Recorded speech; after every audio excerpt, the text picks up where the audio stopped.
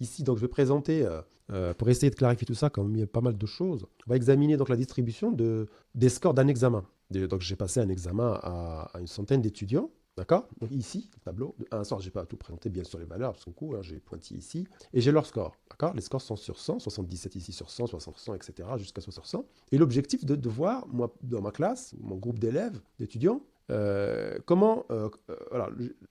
j'aimerais comprendre comment les scores se distribuent, identifier les tendances centrales, repérer d'éventuelles anomalies, telles que des scores extrêmement bas ou élevés. D'accord? En gros, analyser un petit peu mon tableau de score, et puis derrière, en tirer des conséquences derrière. C'est pas que analyser, dire que ma moyenne de temps, etc., mais dire derrière, est-ce que mon examen a été bien adapté au niveau des étudiants, etc. On va voir ça par la suite. Donc, pour faire mon histogramme, je vais avoir besoin de données. Donc, quelles sont ces données? Bien évidemment, le tableau ici, des scores. Donc, j'ai ma centaine de scores.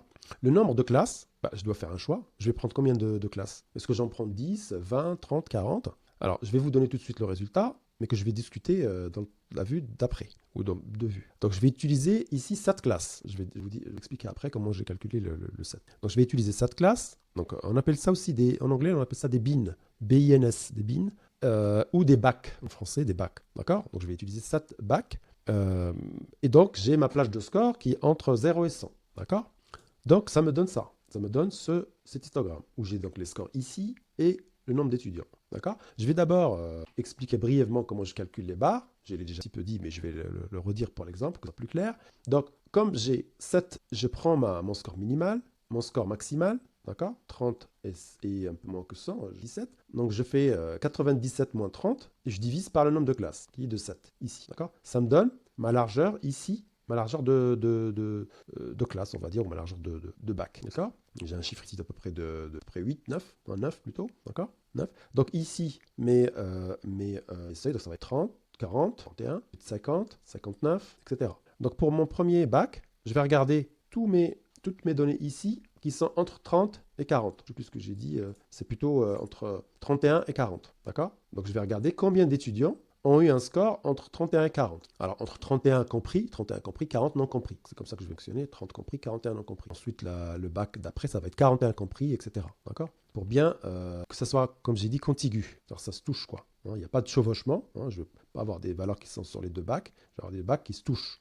Qui se touchent, mais qu'il n'y a pas d'intersection. D'accord? Donc, je compte le nombre de mes étudiants. J'en trouve 3. Plutôt, pardon, 2. Donc ma valeur ici, c'est 2 pour le premier bac. Pour le deuxième bac ici, même classe, donc je compte mes valeurs entre 40, on va dire, hein, mais je dis 40 et 50. Donc 40 compris, 50 non compris. Je fais la même chose. Je compte mes valeurs ici, c'est-à-dire combien d'étudiants ont eu un score entre 40 et 50. Donc j'en comptabilise, j'ai compté à peu près 5, 3, ça fait 8. D'accord? Ici j'ai 8 élèves, donc je mets 8 ici. D'accord? Etc., etc. Je fais ça pour toutes les classes, d'accord? Sachant que je suis parti, je vous rappelle, du nombre de classes. Donc 100 moins 30, à peu près 30, 31, 100 moins 30 pour 7. Je calcule mes bacs, enfin mes largeurs de bac, largeur ici, d'accord? C'est une largeur qui est commune, hein, c'est toutes les classes ont la même largeur ici. Et je compte les étudiants qui tombent dans chaque bac, d'accord? Donc voilà comment je construis mon histogramme. Alors, qu'est-ce qu'on constate? On constate que la distribution ici, alors elle est un petit peu, voilà, elle est en cloche, plutôt une courbe en cloche, d'accord? C'est-à-dire une distribution normale, gaussienne aussi, on dit gaussienne ou courbe en cloche. On va voir ça un petit peu vous connaissez peut-être, mais on va voir ça dans le session sur les statistiques,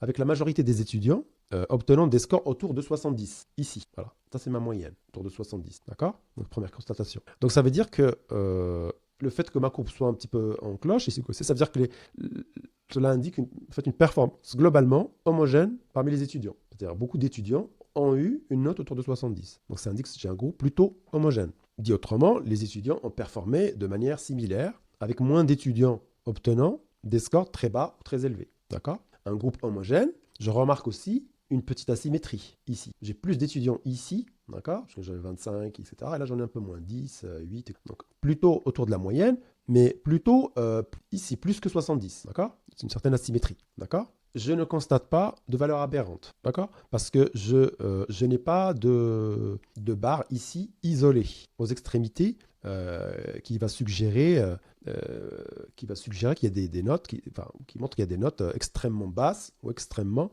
élevées. Donc je n'ai pas de valeur aberrante. Il y a quelques mauvaise note ici, mais je n'ai pas de valeur aberrante. Si c'était le cas, j'aurais tout de suite regardé la cause, etc. Est-ce que c'est une anomalie ou pas, etc. Donc l'histogramme est intéressant à cet égard. On vérifie bien qu'avec cette bin, je le dis en anglais, enfin le bac, bin, etc., ou classe, cet histogramme fournit une bonne vue d'ensemble de la distribution des scores, sans être ni trop détaillé, d'accord, ni trop généralisé. Donc en fait, le choix de 7, c'est une espèce de compromis. D'accord. Je dois voir suffisamment de détails pour traiter mes données, mais je ne dois pas non plus noyer tout dans 2-3 classes et je ne vais rien voir. C'est un compromis. Je ne dois pas trop. Voilà. Mais je vais en parler plus tard dans une vue ultérieure. Voilà, donc cet exemple nous montre comment un histogramme peut être utilisé pour obtenir une compréhension donc rapide et visuelle de la distribution des données.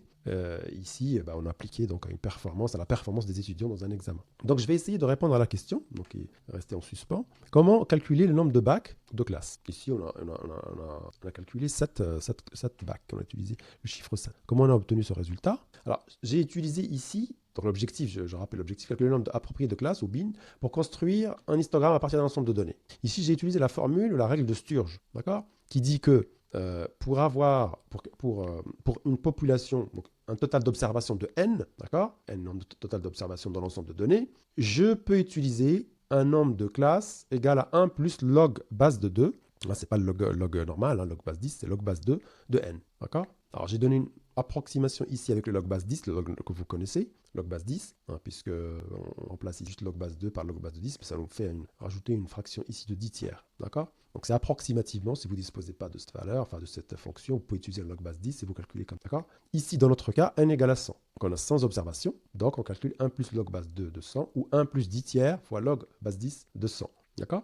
Alors, j'ai voulu vous donner cet exemple juste pour vous montrer, parce qu'il y en a plusieurs des formules comme ça, plusieurs méthodes, plusieurs formules pour calculer le nombre de classes. Ici, c'est la formule la plus connue en fait, d'accord, la plus connue.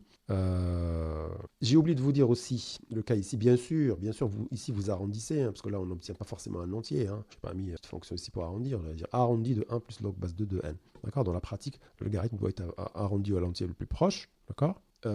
En fait, il y a une condition pour appliquer cette formule. Cette formule, elle s'applique dans le cas des données qui suivent une distribution en forme de cloche, gaussienne. Si vous avez une gaussienne avec un nombre de données pas trop grand, vous pouvez appliquer cette formule. Voilà.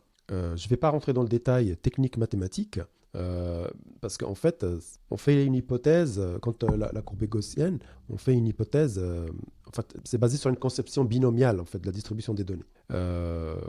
Et elle va donc fonctionner pour des distributions qui sont plutôt normales, gaussiennes. Quoi. Alors, comme j'ai dit, il existe de nombreuses formules, autre formule que la règle de Sturge. Là, je vais vous donner un exemple de formule qu'on peut appliquer. Mais il y a d'autres méthodes, il y a d'autres formules, il y a d'autres méthodes aussi. C'est-à-dire que des fois, dans certains cas, on a une intuition quand même sur les données qu'on est en train d'utiliser. On a des raisons, donc qui sont soit logiques, soit des raisons qui sont imposées, de regrouper les classes d'une certaine manière, d'avoir par exemple 10 classes plutôt que 15. Donc c'est imposé ou il y en a une raison logique.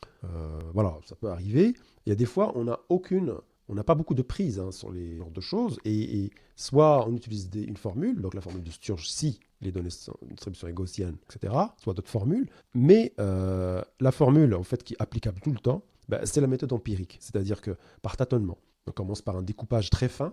On prend un nombre de classes assez élevé, n égale à 50 par exemple. Dans notre cas, on aurait pu commencer par 20, d'accord. Et on aurait vu tout de suite qu'il y avait beaucoup de classes qui étaient contiguës et qui se ressemblent, quoi, que c'est homogène, quoi. D'accord. Homogène, c'est-à-dire qu'ils ont le même nombre on compte le même d'étudiants à peu près. J'ai 10, 9, 8 pour des classes entre des scores par exemple 60 à 62, 63 à 64, j'ai 8, 65 à 67, j'ai 10. C'est la même chose, tout ça, je regroupe. Je ferme un seul groupe, une seule classe, je fusionne. D'accord. Donc, pour récapituler, donc on commence par un découpage fin, en choisissant un nombre de classes élevé, puis on fusionne les classes qui sont homogènes. Qui sont homogènes ou ne fournissent pas d'informations significatives. Ça, c'est pas forcément égal, mais ça ne donne pas d'informations vraiment. On n'a pas un pic ou on n'a pas une information importante, on fusionne les classes adjacentes. Donc, retenez ceci donc, pour résumer. Si les données sont approximativement réparties selon une distribution gaussienne, vous pouvez tester la règle de Sturge ici. Sinon, il faudrait tâtonner et avoir. La meilleure manière, c'est d'avoir un programme, et puis vous repassez le programme, vous redéroulez le programme pour des nombres de classes variables. Vous mettez 20, puis 18, puis etc. Vous observez votre distribution, vous voyez la tête que ça a, et puis à fond de ça, vous gommez un petit peu les détails qui sont un petit peu redondants, des classes qui sont côte à côte, mais qui sont pareilles, pour regrouper, etc.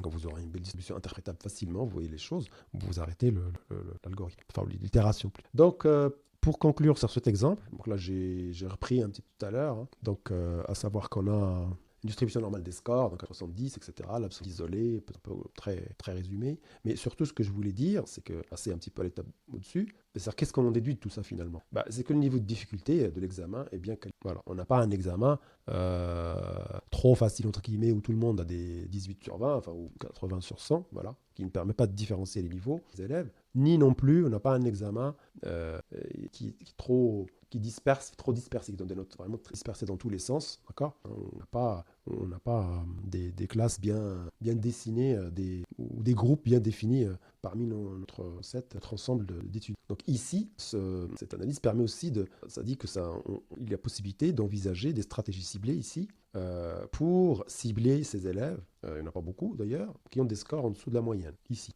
Voilà un peu ce qu'on peut en tirer comme conclusion pour ce qui est de l'enseignement, la partie. Donc, pour clore un peu le chapitre donc, sur les histogrammes, pour résumer, donc on peut dire que les histogrammes sont des outils de visualisation très puissants pour explorer et présenter la distribution des ensembles de données numériques. En groupant un peu les données en classes, ils permettent d'identifier rapidement des tendances centrales, comme on a vu, la dispersion autour de la moyenne ou le mid, la symétrie, d'accord, la symétrie et les anomalies. On a vu aussi d'autres choses comme identifier les gaps, les lacunes dans les données, ou les modes. On a une distribution qui est groupée sur 2 ou 3, on a vu les distributions bimodales, ou trimodales. Voilà. Et malgré certaines limitations qu'on a vues, liste de limitations, ça reste quand même essentiel pour poser les bases d'analyse statistique plus sophistiquées.